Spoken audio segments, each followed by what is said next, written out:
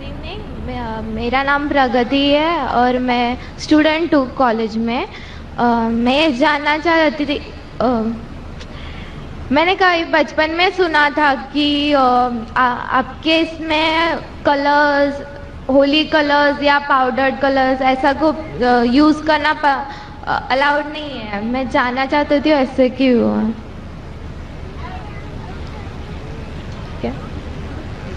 میں نے سوال پوچھا ہے کہ بچپن میں انہیں سنا ہے کہ اسلام میں coloured powder, Holi powder use کرنا حرام ہے.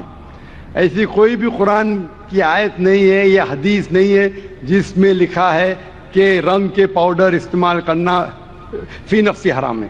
لیکن یہ لکھا ہے کہ دوسرے مذاہب میں جو چیز ہے، جو فیسٹیولز ہے، اس کے بنیاد پہ آپ اس کا نقل کریں گے تو وہ غلط ہے.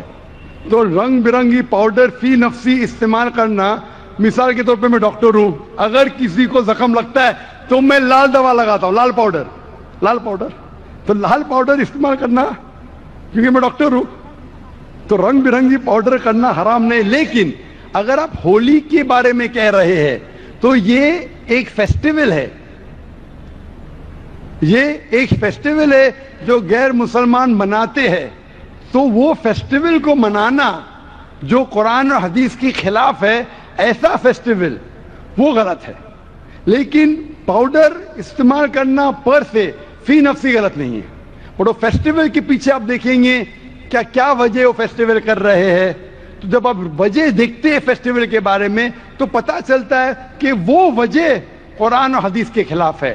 تو آپ وجہ دیکھیں گے کہ کوئی بھی فیسٹیول وہ غیر مسلمان کیوں بنا رہا ہے. اکثر آپ جب تحقیق کریں گے یہ وجہ قرآن اور حدیث کے خلاف جاتی ہے. چاہے وہ کوئی بھی فیسٹیول ہو، چاہے وہ کرسمس ہو، چاہے وہ گنپتی ہو، تو یہ فیسٹیول کے آپ پیچھے جائیں گے، اس کی ہسٹری جانیں گے تو اکثر وہ قرآن اور حدیث کے خلاف ہے. اسی لیے اسے منانا غلط ہے.